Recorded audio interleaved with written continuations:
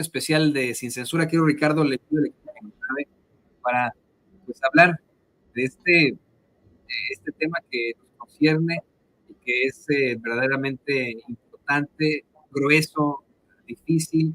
Se da a conocer la detención de la mano derecha, el brazo derecho de la ministra presidenta Norma Piña, quien habría sido uno de los principales colaboradores de Genaro García Luna, y que pues además participaba en los peores foros de la ultraderecha para quejarse de la Cuarta Transformación en los principales canales de la Caja Idiota, también en las redes sociales. Fue detenido ayer Ricardo Márquez Blas, acusado de abuso sexual en la Ciudad de México. Ricardo, el micrófono es tuyo para la investigación especial Sin Censura. Así es, querido Toño, público memorioso. Hay cosas sumamente incomprensibles en el Poder Judicial y una de ellas es precisamente este hecho atroz de que un presunto violador se estuviera desempeñando precisamente como encargado de seguridad allá en la Suprema Corte de Justicia de la Nación. Prácticamente los elementos que lo detienen estaban afuera de la Suprema Corte de Justicia. Eso es tremendo.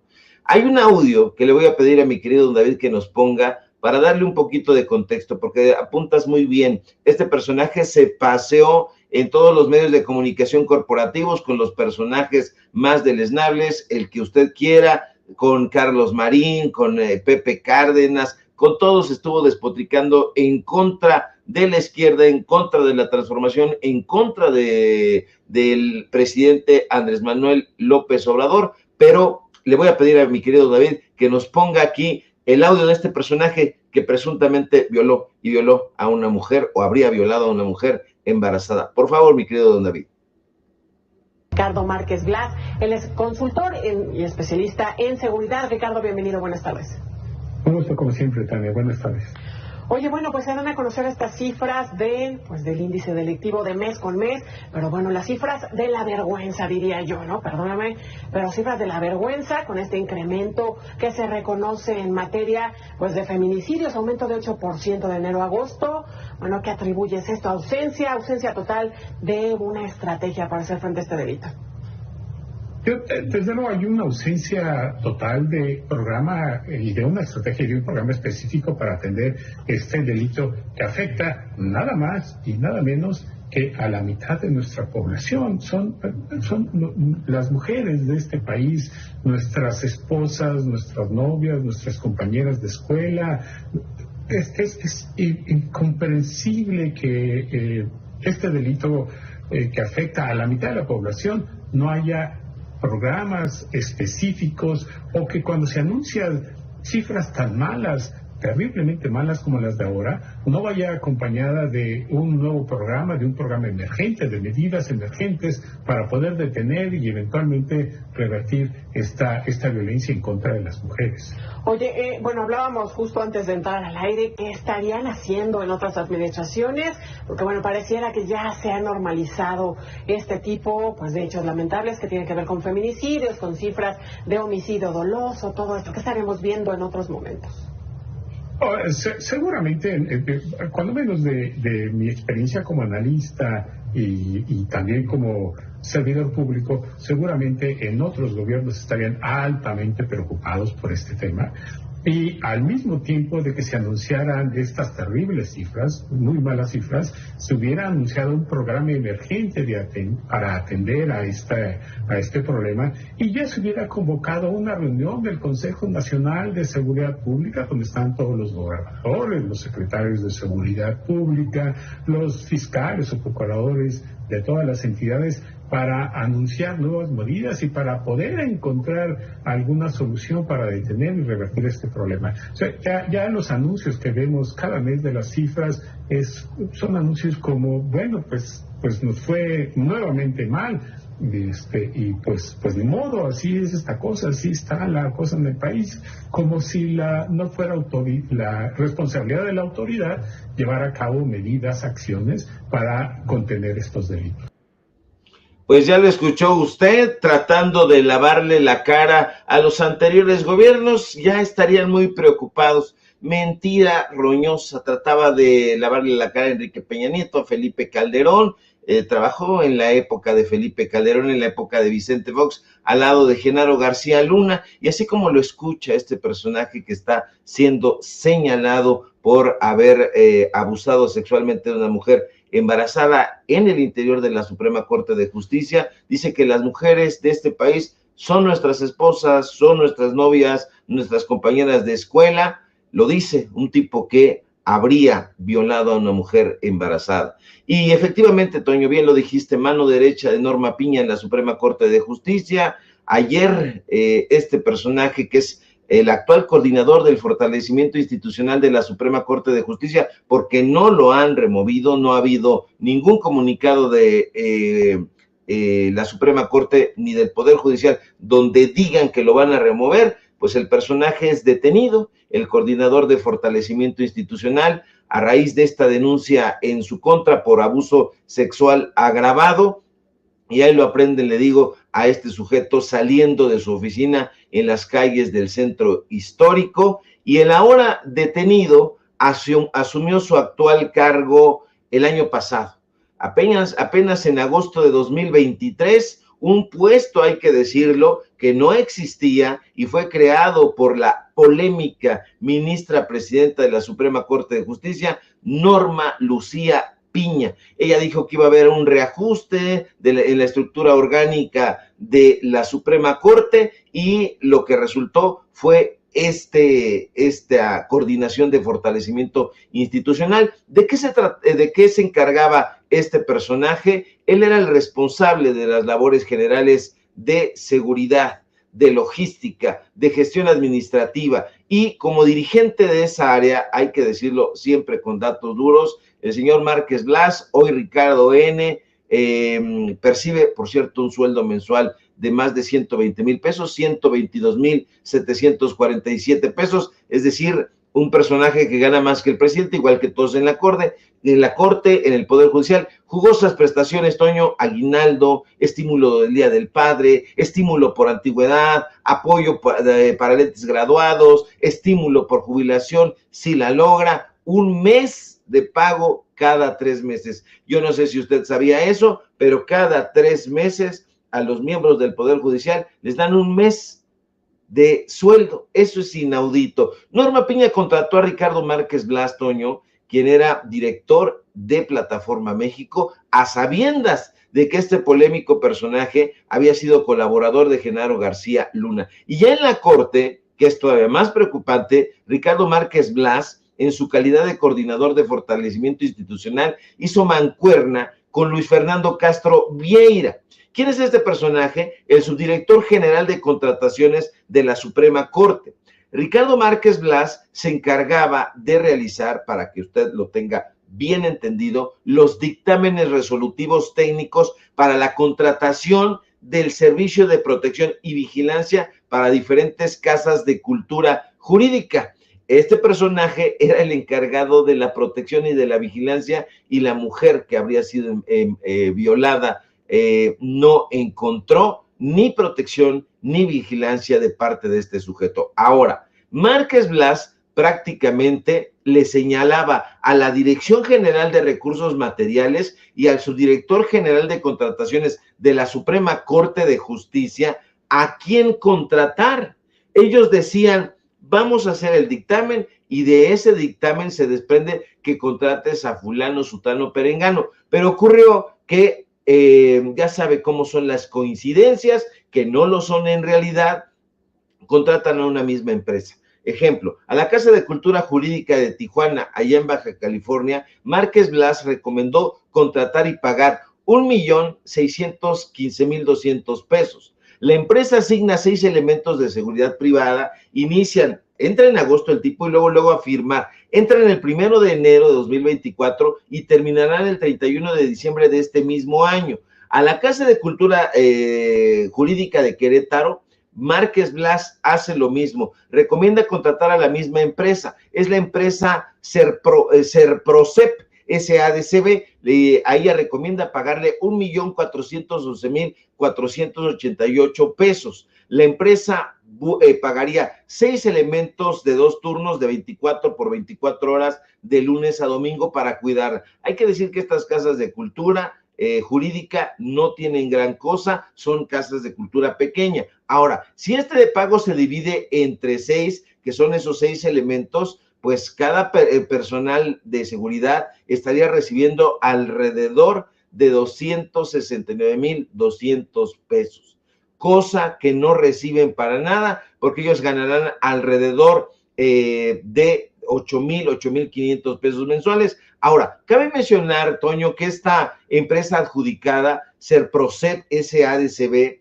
en su aviso de seguridad, afirma tener su domicilio en la calle Séneca, número 350, ahí, a ver si le suena a usted, en la colonia Polanco, en la alcaldía Miguel Hidalgo, aquí en la Ciudad de México, una zona que yo creo que usted sabe es de alta plusvalía. Lo mismo hizo Ricardo Márquez Blas en la Casa de Cultura Jurídica de Cancún, en Quintana Roo, a quien le asignan los mismos servicios, solo que con menos elementos, 4 elementos por 1,018,200 pesos. Toño, más allá de los señalamientos que aseguran que Ricardo Márquez Blas habría abusado sexualmente de una mujer embarazada, que se tiene que investigar desde luego hasta sus últimas consecuencias, lo cierto es que este personaje, subrayémoslo, recomendado y respaldado por la ministra Norma Piña, ayuda a consolidar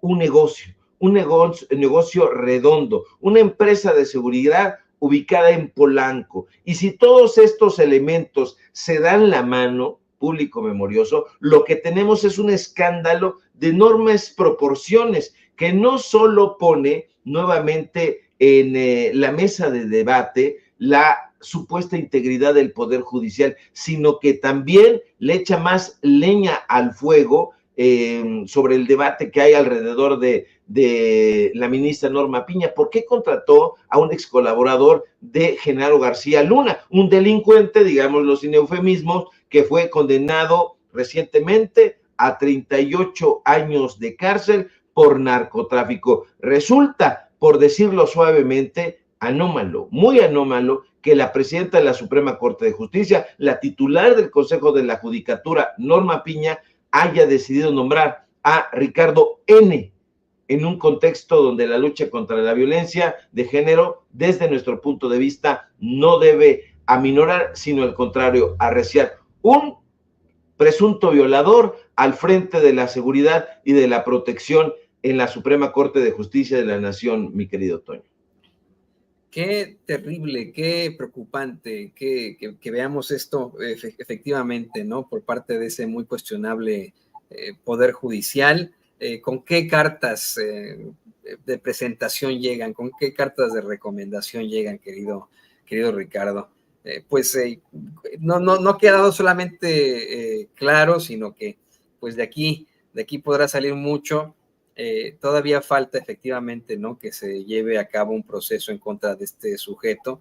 A mí lo que más me llama la atención es que pues saliera ahí, ¿no?, entre las principales cabezas parlantes y chayoteriles de los medios de comunicación corporativos, como se tratara de el gran personaje, el gran jurista, y pues no, fue un verdadero pillo. Vamos a pues estar simple y sencillamente pues viendo qué resulta de todo esto, Ricardo, y nosotros, mira, pues estamos también agradecidos contigo por ser parte de esta transmisión especial de Sin Censura, desde Choaquila, homenajeando a la leyenda. Nos quedamos ahí pendientes, estamos intentando regresar con Vicente, no sé si ya lo tengamos de regreso para pues incluir en la conversación. Si no, no, me dice don David que no, pero bueno, aquí por supuesto que vale la pena el pensar en lo que pueda ocurrir con este señor, el otro, el acusado. ¿Tienes de alguna otra forma conocimiento, creo que ya está de vuelta con nosotros, no está, perdón, discúlpeme, es que estamos teniendo problemas ahí con los escollos comunicacionales para enlazarnos con Vicente y por eso es que de pronto se nos va la onda. Te quería preguntar, Ricardo, en esta misma sintonía, si tienes idea de, pues de algún otro procedimiento que quiera entablar la víctima y vamos, de algún comentario que haya hecho este sujeto sobre su amigo Genaro García Luna, ahora que fue sentenciado a 38 años de prisión. No se van a poder mandar correspondencia porque allá ADX no les permiten recibir cartas. ¿Sabes algo de esto? No, bueno, este personaje ya se encuentra en el reclusorio Oriente, está a disposición de un juez. Esperemos que ese juez no sea del grupo que se encarga de lavarle la cara a todos estos juzgadores, que fíjate nada más, predican con el ejemplo, como lo habíamos estado escuchando en esta. Es una de las tantas participaciones que tuvo el señor Ricardo N., donde habla maravillas en teoría de las mujeres, que hay que cuidarlas, que hay que arroparlas, que en otros gobiernos ya estarían tomando cartas en el asunto, cuando sabemos perfectamente que es mentira, que los feminicidios han continuado alrededor de mucho tiempo, no es solamente ahora, sino es una batalla que se debe continuar dando. Y este personaje encargado de la protección, encargado de la seguridad en la Suprema Corte de Justicia, habría mandado a llamar a esta mujer que lo denuncia. Ella lo señala que después de una serie de insinuaciones, pues abusa sexualmente de ella, y bueno, ella estaría embarazada. Entonces, este es un señalamiento muy, pero muy fuerte, insisto, más allá de los vínculos que pudo haber tenido con Genaro García Luna y que de eso tendría que responderle a la Fiscalía General de la República si entablara ella una especie de proceso. Bueno, pues este señor tiene que responder a estos señalamientos que no son de la época de Calderón, sino que son actuales. Un personaje que, de acuerdo con estos señalamientos, habría abusado de esta mujer en las propias instalaciones de la Suprema Corte de Justicia de la Nación, lo cual pone, no solamente lo deja a él, pero como un personaje siniestro, sino que pone también en la mesa de la discusión a Norma Piña. Norma Piña sale otra vez rebotando en todo este caso oscurísimo, porque ella es no solamente quien decide contratarlo, sino además crear esta plaza para él que no existía. ¿Qué favores tendría que pagarle Norma Piña a este personaje o a Genaro García Luna? Es algo que podríamos especular mucho aquí, pero como no es el caso, los datos duros son que este personaje, no solamente cuando entra en el 23 de agosto a la Suprema Corte de Justicia de la Nación, inmediatamente se pone a recomendar a una empresa que tiene sus instalaciones en Polanco y que le da contratos millonarios. Yo llevo alrededor 4 o 5 contratos, ya van más de 5 millones de pesos de solamente las recomendaciones que hace este personaje a una sola empresa. Las demás resultan, si usted ve las imágenes que les compartimos de los diferentes contratos, no favorable, y la de Polanco sí favorable. Casualmente, esa sería la pregunta, y habría que cuestionar también a Norma Lucía Piña, porque va a la UNAM, allá habla de la crisis que está enfrentando, según ella, la autonomía del Poder Judicial de la Federación, pero ¿qué autonomía tiene con este tipo de personajes ahí? No hay ninguna autonomía. Esto es una ficción, esta es narrativa ampulosa, es simple y vulgar retórica, porque los hechos y los datos duros ahí están en la pantalla. No solamente los señalamientos de un personaje que trabaja como personal o como titular de una coordinación de seguridad, siendo señalado y colocado ahí, prácticamente fichado, que ya está en el reclusorio, sino un personaje que fue colocado ahí por la machuchona del Poder Judicial, y que vayan a decir y que vayan a desgarrarse las vestiduras cuando están enriqueciéndose, cuando está usted viendo los contratos, cuando está viendo los señalamientos, cuando está viendo a este personaje en la cárcel, ¿va a decir que es un montaje? No, esto no está en sintonía con nada. Esto es una investigación que nosotros hacemos y que tiene su propia dinámica y que se junta justamente con esos señalamientos que se están haciendo.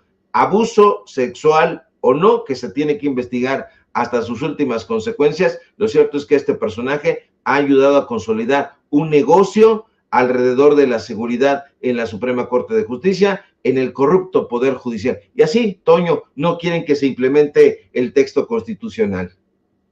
Sí, insisto, con qué cara, ¿no? Con qué cinismo actúan estos personajes.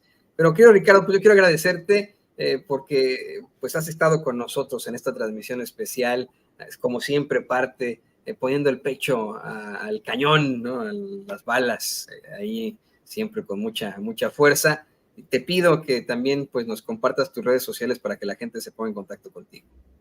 Al contrario, mi querido Toño, siempre un gusto y un placer poder informar con datos duros y también participar en los análisis. El toro Fernando Valenzuela, yo ya no tengo acceso, tenía yo un refrigerador, fíjese usted nada más rápido, le platico, un refrigerador porque nosotros vendíamos, teníamos una tienda y entonces habían refrigeradores donde tú echabas hielo. Entonces se acabó la tienda, se cerró y quedaron los refrigeradores de esa tienda. Y ahí nosotros los utilizábamos como una especie de cofre y ahí guardábamos nuestros juguetes, las cosas que nos gustaban y ahí en esos refrigeradores, pues que todavía existen en alguna parte de la casa paterna y materna, pues estará aquel botón de Fernando el Toro Valenzuela.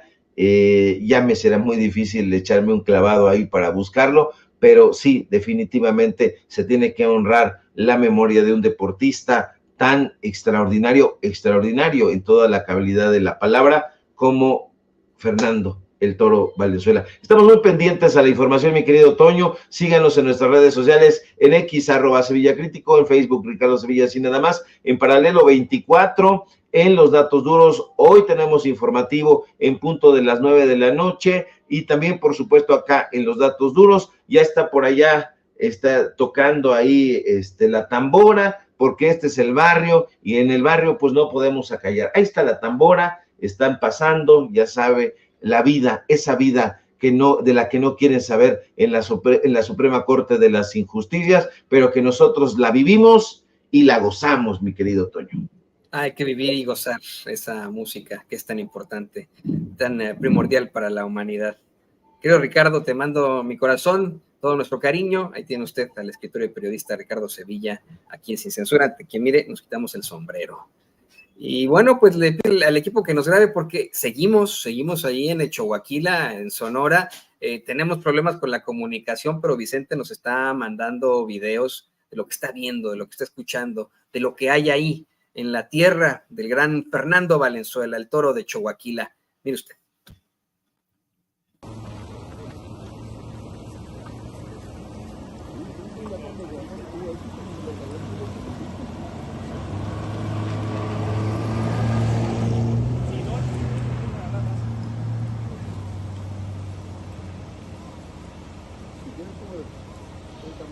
Para que tomes el carro que vamos llegando. Y también porque hay una forma de contar para que lleguen. Sí, bueno, que no vamos llegando. Bueno, ya que estamos llegando, ya. ¿Cómo lo mando ahorita si estás más para allá? Hombre, man. Si son unos 15 kilómetros para arriba, pero me faltan. Me van a levantar. Nos vemos, viejo. Dale, cuídense. Si vas a Obregón, Me preguntará usted por qué dejaste esa toma, Toño, de un vaquero con sus becerritos ahí, porque desde el principio queríamos exhibirle la tierra del más grande del béisbol en México, un hombre que llevó a los Dodgers de Los Ángeles a ganar 2 series mundiales, como bien lo mencionan muchos periodistas deportivos, el más grande del béisbol mexicano en el mundo, y cómo es que pues viene de una cuna muy humilde, cómo es que él pues se origina desde ahí, desde esa Echohuaquila que tiene una avenida principal, pero cuyas calles aún se comunican por la terracería que hay, en las que podemos ver cómo es que pues incluso hay quienes pastorean estos becerritos con un caballo, como debe hacerse a la vieja andanza de los charros. Digo vaqueros, son charros, ¿no? En Estados Unidos le copiaron a los charros, ¿no? Son estos los verdaderos charros, los que pues ahí vemos en pantalla. Esta es la tierra de un mexicano que dejó muy en alto a nuestro país, un mexicano que pertenece, y sí, póngamelo, a los pueblos originarios, que provocó que nos reconocieran claramente en los Estados Unidos. Como bien lo mencionaba Vicente Serrano, él es una de las figuras más visibles durante esta amnistía migratoria que da el entonces presidente Ronald Reagan en la década de los años 80. Una amnistía que benefició a muchos mexicanos y mexicanas acá en los Estados Unidos, porque en aquel entonces el Partido Republicano al que pertenecía este señor, este actor y presidente Ronald Reagan, pues ya sabía que efectivamente al hablar de economía, de comercio y de competencia, no hay nada mejor que los trabajadores indocumentados. El mismo padre del neoliberalismo, Milton Friedman, lo daba a conocer así en las universidades, en la Universidad de Chicago, así lo dijo una y otra vez, cómo es que se necesita de la mano de obra inmigrante para sacar adelante un país tan neoliberal como es Estados Unidos. Me dice el querido don David el Grande, que ya está de vuelta con nosotros, Vicente Serrano. Vicente, puse la imagen que tomaste de pues estos becerritos que estaban siendo pastoreados por un charro vaquero ahí en Choaquila, y pues esto nos ilustra esa cuna humilde de uno de los más grandes deportistas de México, Vicente. Es que ese es México, Toño. El México que no caminan los de la Suprema Corte, el México que no caminan los panistas, los priistas, el México que recorrió tantas veces Andrés Manuel López Obrador, ¿no? El que recorremos nosotros. Y ese Choaquila de las vaquitas, de los vaqueros, sigue siendo el de Fernando, y en el 2024 el mismo. Por eso me sonaba, me pareció importante compartir esa imagen con la audiencia de Sin Censura para que vean que sí, de ahí salió Fernando, pero el pueblo sigue ahí, no va a ningún lado, y casi en su totalidad de origen indígena y muy, muy humildes, mi querido Toño. Ese es el México que seguramente también conoce el maestro Paco Cruz, que lo ha caminado, que se ha ensuciado los zapatos caminando, este México profundo. Déjame saludar al maestro Francisco Paco Cruz, periodista de larga trayectoria, más de 47 años en el periodismo, autor de una larga lista de libros. Le recomiendo sus dos más recientes, Las Damas del Poder y García Luna, el Señor de la Muerte, orgullosamente miembro de esta familia Sin Censura, mientras me tomo un suerito, mi querido Paco, porque la caminadita que nos aventamos me hizo recordar que aquí en Sonora no importa si es octubre, es más, al paso que vamos en Navidad, vamos a andar en shorts acá en Sonora. Está bueno el calorcito. Desde acá te mando un abrazo, mi querido Paco.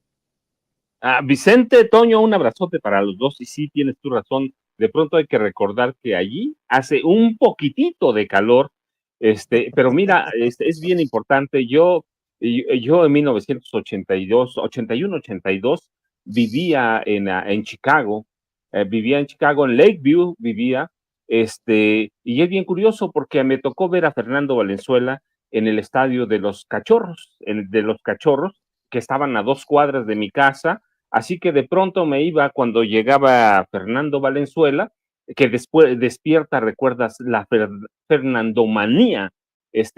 Nadie conocía a Choaquila, así que yo me subía a los bleachers, pues no me subía a los bleachers, son arriba, punto, ¿sí? Los bleachers, que es la parte más alta de los estadios de béisbol, no todos, pero y me compraba una cerveza, un hot dog, y allí me tocó ver a Fernando Valenzuela. Hasta entonces nadie sabía que era Choaquila, que es un pueblo muy pequeño y que ha dado al beisbolista para mí más grande de todos los tiempos en este país.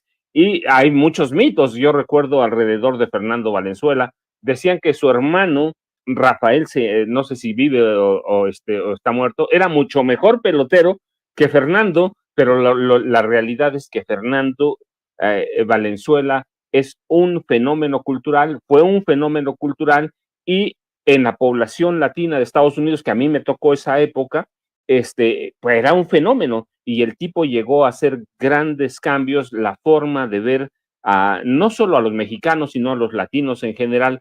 Así que Fernando Valenzuela no solo es un fenómeno deportivo, fue un fenómeno cultural que unió o que por lo menos despertó la atención hacia grupos de latinos, incluidos los mexicanos. Ese es Fernando Valenzuela, que pone en el mapa, en la vida, hoy en la muerte, a su pueblo, un pueblo Oye, que ha Paco, dado al beisbolista más grande de todos los tiempos en este país, Vicente.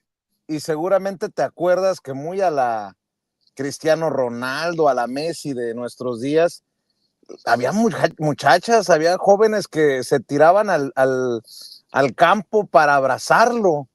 Recuerdo un par de ocasiones en que se suspendía el partido porque brincaban seguridad y se metían a abrazarlo. Es más, voy a decir algo que espero no se malinterprete.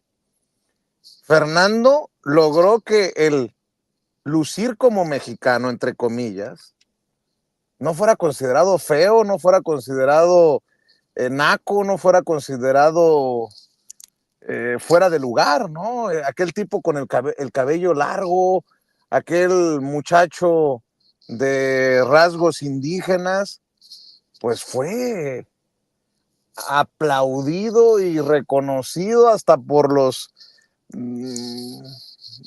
que tú quieras. Y lo digo con mucho respeto, porque también veníamos de oleadas, de olas anti-inmigrantes, anti-mexicanas. En los 70s, 80s se viene saliendo del movimiento bracero, los braceros que fueron llevados a Estados Unidos y cómo después fueron rechazados por la sociedad estadounidense, por estos políticos perversos. A mí me apasiona esto porque creo que le conozco un poquito. Y Fernando Valenzuela empezó a tumbar estereotipos del mexicano que existían en la cabecita de muchos en la sociedad estadounidense. A menos que tú recuerdes otra cosa, me emociona porque podemos hablar en estos términos, porque tú estabas en Chicago, Paco.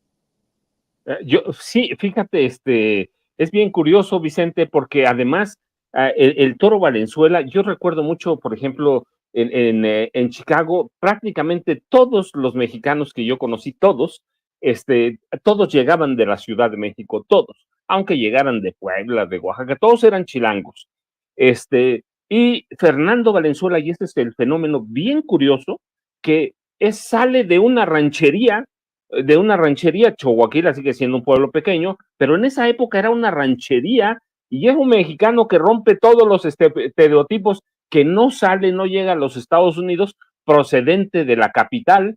Así que Fernando Valenzuela rompe todo eso, y ya hay un fenómeno bien curioso. Tú tienes razón, todavía hablábamos en la escuela, yo estudiaba historia, todavía hablábamos de los espalda mojadas, fíjate, de los estereotipos que representaban los mexicanos y de la necesidad de huir cuando te acercabas a un mexicano.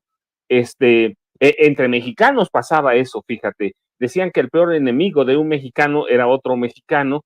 Así que Fernando Valenzuela llega a romper todo eso, esos mitos y esos estereotipos que había en torno a la comunidad mexicana, y yo me siento parte de eso, pues porque vivía ahí. Yo llegué a Chicago en 81, fíjate, llegué el 20 de noviembre, salí de México, y debo haber llegado a Chicago como 4 días después, porque primero pasé a Houston, que yo quería quedarme a vivir en Houston, porque, pues seguramente por lo que había oído, ¿sí? Pero Houston no me gustó, todavía no me gusta, así que tomé camión porque viajé en autobús, llegué como 3 días después en autobús a Chicago, pero había ese mito todavía, todos éramos espalda mojadas, todos éramos indocumentados, no había personas sobresalientes, aunque siempre ha habido, pero sí había sus mitos y era producto de los espalda mojadas, así que a mí me tocó todo, parte de ese fenómeno,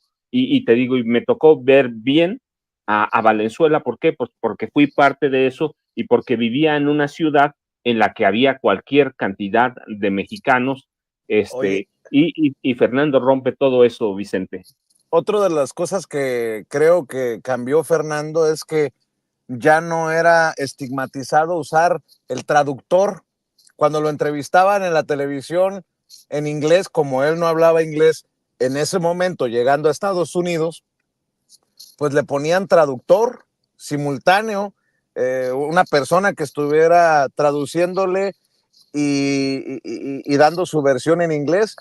No sé si fue uno de los primeros casos o el primer caso de esto para la televisión estadounidense, Paco. De un momento a otro el hablar español no era, no era mal visto en Estados Unidos. Mira nada más.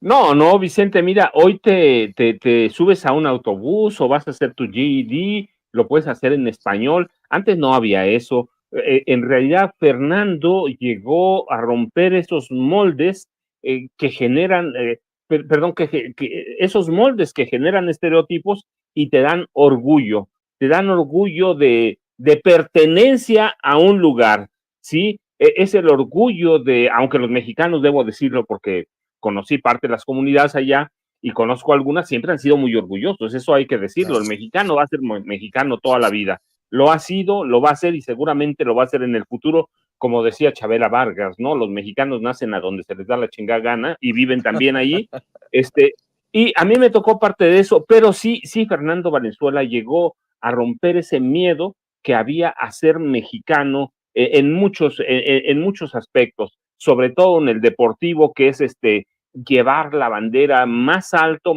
porque hasta antes de él, recuerdas, teníamos a muchos boxeadores, cualquier cantidad de boxeadores mexicanos que eran ídolos en Estados Unidos.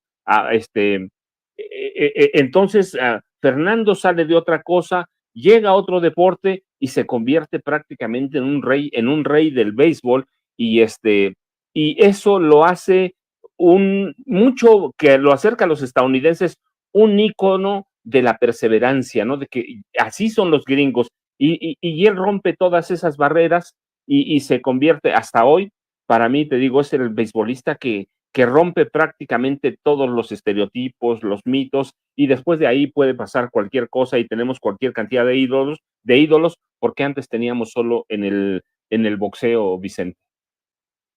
Solo para cerrar, ahorita que me acuerdo una anécdota, en mi restaurante favorito de Chicago, que por cierto es italiano, pero es propiedad de un mexicano de Oaxaca, le mando un saludo al buen Armando, La Escarola se llama.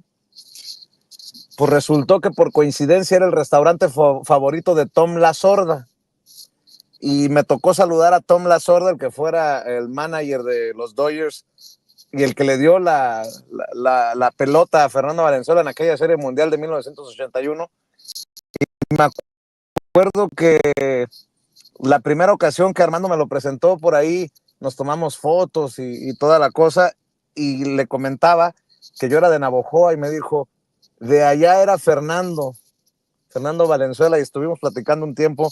También Tom La Sorda, que en paz descanse, de las anécdotas que llevo por ahí en mi costal. Mi querido Paco, si me permites meter segunda a este camión llamado Sin Censura, se puede acercar muy pronto el golpe contundente contra Norma Piña y contra aquellos que buscan tumbar, pues no sé cómo, de la Constitución, la reforma al Poder Judicial. Mi querido Paco, golpe duro desde el interior del Poder Judicial para Norma Piña. Sí, Vicente, mira, dejando al lado que Fernando Valenzuela se merece eso y mucho más por haber roto moldes en esa época y dejarnos un legado grandísimo. La verdad es que lo que se ha convertido en una chunga, ¿qué es eso? Yo lo dijimos ayer, es una chunga. ¿Cuántos amparos parece que los están maquilando, ¿no? Y llegas con un juez y dice, aquí tengo 50,000, bueno, pues vamos a tirar 50,000 amparos. No, mira, ya tiene necesariamente, y yo de pronto yo digo, ya debían despedir a todos los 55,000 empleados y debían iniciar una serie de procedimientos para enjuiciar políticamente hablando o juicios de procedencia a ministros y algunos magistrados. La verdad es que de pronto también hay que entender a la presidenta Claudia Sheinbaum Pardo, al presidente del Senado, de la Cámara de Diputados. Ellos saben que Norma Lucía Piña Hernández y toda su mafia, que deben ser como 2,000 personas, que son las que controlan el Consejo de la Judicatura, la Suprema Corte y el Poder Judicial, van a morir necesariamente en las siguientes semanas. Una, por la aprobación de presupuestos, que ya vimos que le rechazaron anteayer un presupuesto. Pero segundo, el único órgano facultado para hablar sobre el proceso electoral del Poder Judicial es el Tribunal Electoral del Poder Judicial de la Federación, y ya hay hasta hoy todos los visos de que en los próximos días el Tribunal Electoral del Poder Judicial de la Federación va a aprobar el proceso electoral, valga la redundancia y la cacofonía, para elegir a jueces, magistrados y a los 9 ministros que van a conformar la nueva Suprema Corte de Justicia de la Nación. Hasta hoy, los empleados, sus líderes, sus voceros, algunos magistrados, algunos de los 8 ministros se han incluso burlado de la presidenta, se han burlado de todo el proceso, pero la verdad es que la democratización les va a llegar, Vicente. ¿Por qué? Porque hay toda la evidencia de que el Tribunal Electoral va a aprobar la elección de jueces, magistrados y ministros, y ahí no hay para dónde moverse. Y segundo, en noviembre próximo, y estamos a 23 de octubre, en noviembre próximo se tiene que presentar el presupuesto de egresos e ingresos de la Federación, y allí va incluido el Poder Judicial de la Federación y los diputados que son los únicos que pueden decidir qué gasta y qué ingresa cada uno de los poderes, pues seguramente van a tomar medidas para eliminar todos aquellos privilegios de los magistrados, de los ministros, de los jueces, y eso va a frenar necesariamente a Norma Lucía Piña Hernández, a su mafia de los 8, o es la mafia de los 8, ella incluida. ¿Por qué? Porque sin dinero y luego con el Tribunal Electoral prácticamente en contra, pues van a tener que doblar las manos y van a tener que aceptar que la democratización del Poder Judicial de la Federación, del Poder Judicial, es un hecho, y que todas las aberraciones jurídicas que hay ahora, pues se las van a echar en cara en el futuro cercano. Así que ya está próximo.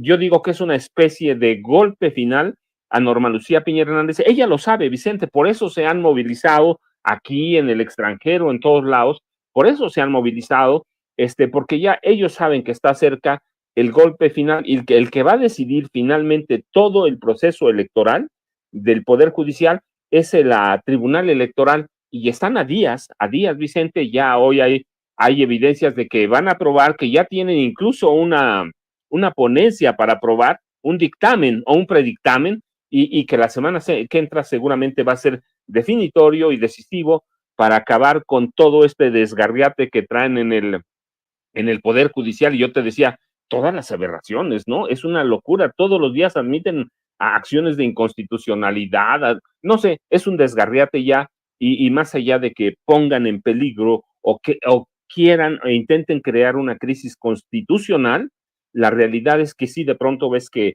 la presidenta del país, la Claudia Sheinbaum Pardo, como los presidentes de la Cámara de Diputados y del Senado, ya saben hacia dónde van y están esperando el dictamen del Tribunal Electoral para dar visto bueno al proceso electoral 2025, y ahí se va a acabar todo el desgarriate, Vicente. Por cierto, el PT en la Cámara de Diputados insiste, anuncia la demanda de juicio político contra 8 ministros de la Suprema Corte de Justicia de la Nación, incluyendo la ministra presidenta Norma Piña. Vean y escuchen. De los Estados Unidos mexicanos y los artículos 5 al 24 de la Ley de Responsabilidades de los Servidores Públicos. Esta demanda va contra los 8 ministros y ministras que están en desacato y en rebeldía y que son las cabezas visibles de toda esta guerra jurídica que enfrenta el Poder Ejecutivo y el Poder Legislativo y en general los mexicanos, es decir, contra los ministros Alfredo Gutiérrez Ortiz Mena, Juan Luis González Alcántara, Luis María Aguilar Morales, Jorge María Pardo Rebolledo, Margarita Ríos Farjat, Javier Lainez Potisek, Alberto Pérez Dañán y la ministra presidenta Norma Lucía Piña Hernández.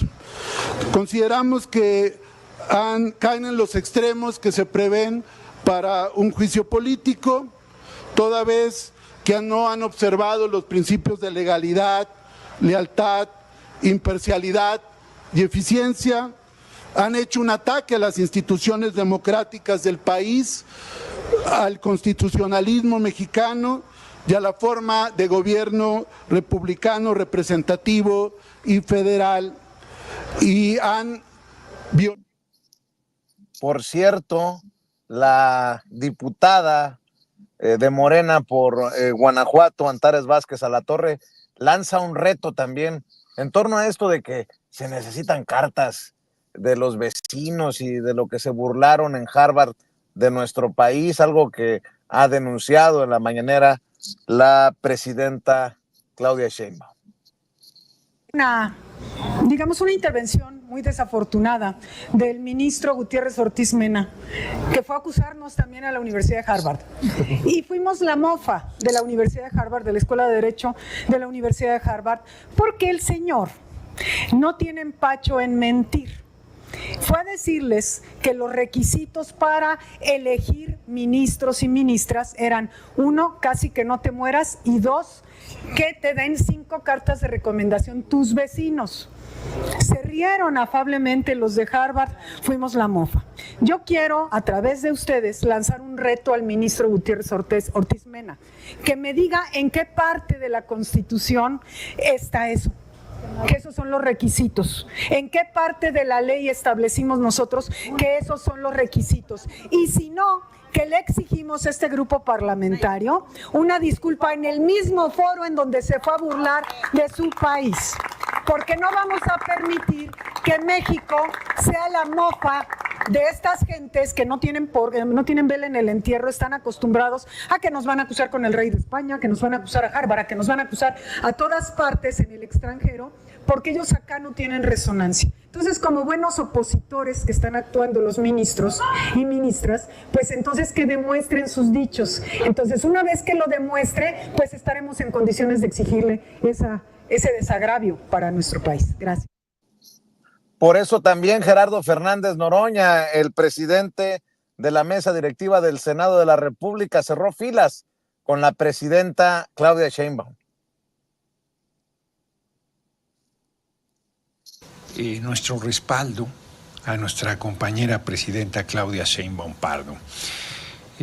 La oposición critica mi posición, pero mi posición es institucional.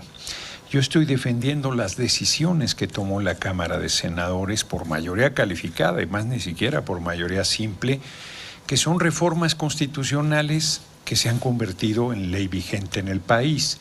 Ya está establecido en la Constitución que las personas juzgadoras serán elegidas por el voto universal, secreto y directo, y la derecha y los dueños de los medios de comunicación se empeñan en desinformar, en desorientar, en plantear las cosas de tal manera como si estuviese en discusión el cambio constitucional. O sea, digo, se puede debatir, reflexionar, pero la ley es ley vigente y se tiene que respetar.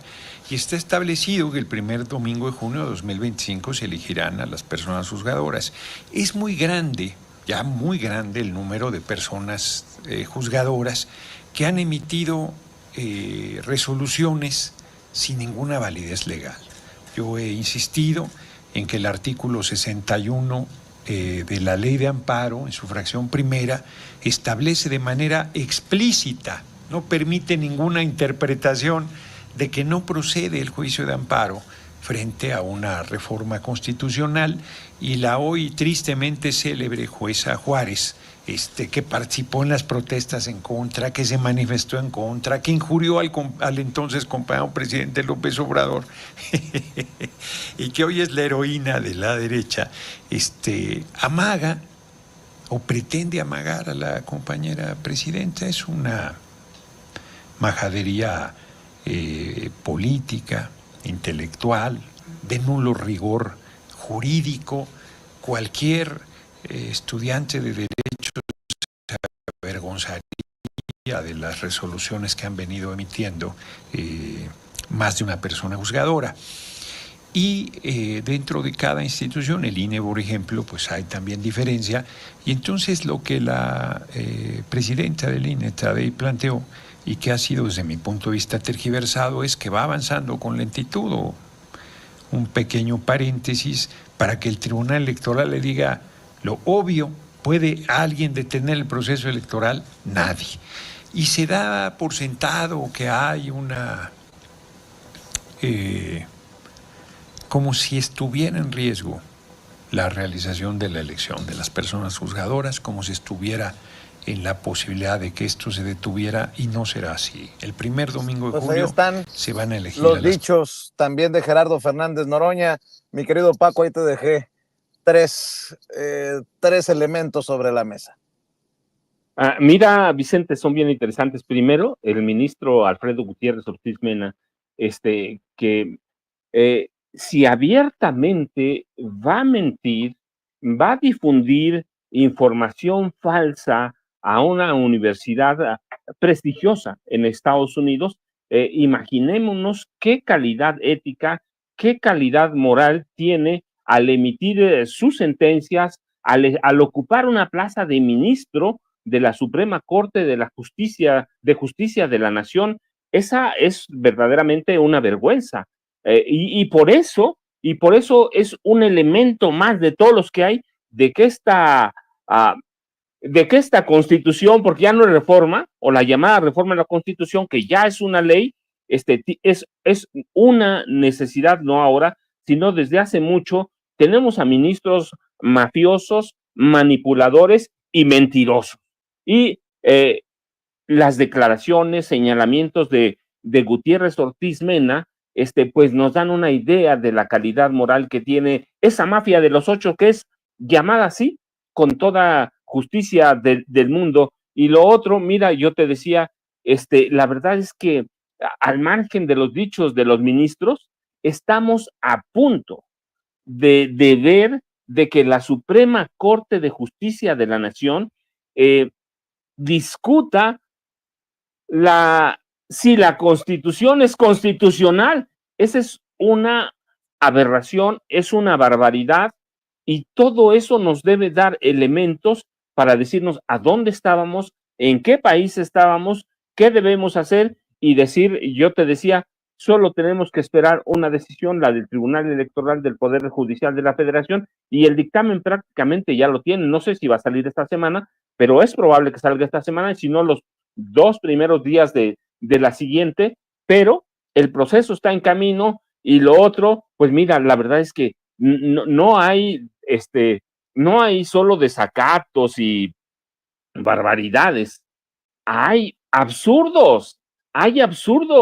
La Suprema Corte de Justicia de la Nación, olvida todo el Poder Judicial, la Suprema Corte de Justicia de la Nación es una caricatura, y los ministros, títeres desesperados por servir o mantener su servicio a los poderes fácticos de este país, Vicente. Así que verdaderamente sí, todo esto es absurdo, y se va a terminar cuando, en el momento que el Tribunal Electoral, como dice Gerardo Fernández Noroña, diga lo que es obvio, que el proceso electoral judicial sigue adelante, y que el 1 de junio de 2025 tendremos elecciones. Y de pronto, mira, yo digo, sí, el PT tiene razón, sí urge un proceso un proceso para formar un jurado de instrucción para enjuiciar políticamente a los 8 ministros. Se lo merecen.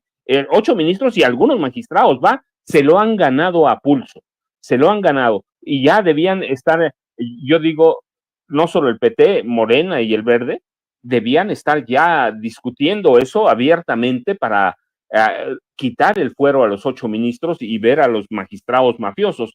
Pero, pues te digo, por el otro lado también sí merecen el juicio político y sí, son una mafia que se va a desbaratar en unos días en cuanto el Tribunal Electoral del Poder Judicial de la Federación dé el visto bueno para que el INE acelere los trabajos para la elección creo que va a ser el primer domingo de junio de 2025, Vicente. Bueno, para cerrar, comentarios acerca de este achichincle de García Luna, que se convirtió también en miembro del círculo cercano de Norma Lucía Piña, acusado de sus cochinadas. Y por cierto, hablando de cochinadas, también tu opinión acerca de estas declaraciones de Anabel Hernández, que dice que espera que termine en la cárcel Andrés Manuel. ¿Es en serio? A ver, don David. Y hay que colaborar como ofensa. Mira, ya no sé si tomarlo como halago o como ofensa, porque estamos hablando que es la DEA, en buena parte, la que hizo la investigación contra Genaro García Luna y pues está en el bote. Yo la hice y yo no trabajaba para la DEA. Digamos, la DEA y yo llegamos a las mismas conclusiones y el señor está en el bote, ¿no? Es la DEA y el FBI quienes han hecho toda esta investigación impresionante para penetrar al cártel de Sinaloa y llevar al Mayo Zambada a prisión. Y dijéramos, yo no soy de la DEA, pero ojalá tenga tanta eficacia como la DEA y López Obrador pueda terminar en prisión algún día, o profunda justicia. Pienso yo que eso va a ser lo inmediatamente que va a ocurrir, pero esperemos que sea tan eficaz como la DEA y pueda el señor llegar a prisión, que es lo que se merece. Híjole, no sé si tú tengas datos que podrían llevar a pensar que el expresidente López Obrador, Paco, debería terminar en prisión, porque oigo tanta convicción, tanta seguridad en estas declaraciones que una de dos, andamos muy perdidos, no sé, tú y yo, no sé. Pero bueno, ahí te dejo para tu opinión estos dos últimos casos, Paco. Vicente, ¿nos echamos a reír o nos echamos a llorar? Tú dime. ¿Nos echamos a reír o llorar? La verdad es que perdió el piso hace mucho. Discúlpeme, estos días mi gatita ha estado aquí muy cerca de mí, así que una disculpa, es Lima. Pues saben, estoy en mi casa. O nos echamos a reír o nos echamos a llorar. Mira, pero además déjame decirte, quitándole todo este lado chusco de que ella ya perdió el piso hace mucho, hay una cosa muy clara. Se está prácticamente no trabajo para la DEA, se están autoinculpando, nadie la está cuestionando ahí de que, oye, tú estás trabajando para la DEA, nadie, ella solita, y cuando uno hace eso, por experiencia, Vicente lo sabe, ¿sí? Cuando uno hace eso, se está autoinculpando, no trabajo para la DEA, no trabajo, pero la DEA tiene esto, y yo no trabajo, pero ellos, no, hombre, eso no es ninguna necesidad, Vicente, eso no es ninguna necesidad. Para mí, uno, se está autoinculpando, pero dos, lo hemos dicho aquí hace mucho, Vicente, hace mucho perdió el piso, pero pues está bien, es Anabel Hernández, ya que hacemos tú, yo, mira, de pronto vi una entrevista de ella anteayer, en la que culpaba prácticamente a Morena de aquella escena en Nueva York, cuando le gritan lo que le gritaron y que bien merecidamente lo tiene, ¿sí? Y ella culpa a Morena. Yo recordé aquella vez de este año, creo que fue, cuando iba a presentar su libro y no fue nadie, Vicente, nadie.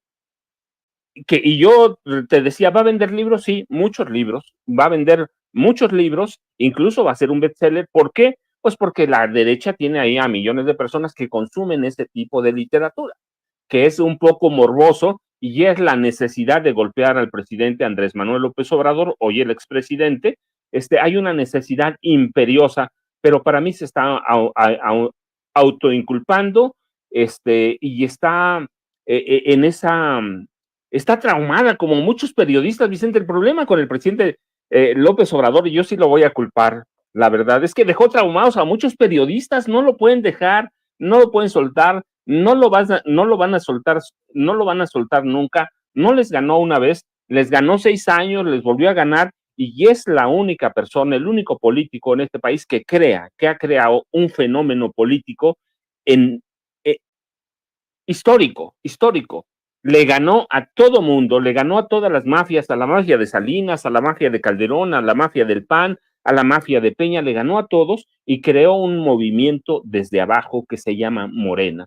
Podemos criticarle muchas cosas, lo que sea, pero ningún político en este país había hecho eso. El PRI fue un partido que se creó desde la presidencia de la República. El jefe máximo de la revolución lo creó desde arriba hacia abajo para servir al poder. López Obrador crea un fenómeno y eso tiene traumados a todos los periodistas, al que tú veas, Loret de Mola, Riva Palacio, al que sea, Vicente. La verdad es que hay que culpar a López Obrador de crear un fenómeno político que ha traumado a toda la vieja clase periodística de este país y a los políticos también. Hay que ver al PAN, hay que ver al PRI. López Obrador va a seguir en la vida de ellos y Anabel nos da un ejemplo de ello, ¿no? López Obrador es una obsesión, se ha convertido en una obsesión para algunos, para muchos periodistas, pero todos aquellos periodistas que Genaro García Luna llamaba ilustrados. Y mira, y hablando de periodistas, de ilustrados y de García Luna, ¿tú recuerdas cuando nosotros lo dijimos en su momento? La Suprema Corte de Justicia de la Nación se convirtió en un refugio de la mafia García Luna Calderón. No solo era Ricardo Márquez Blas,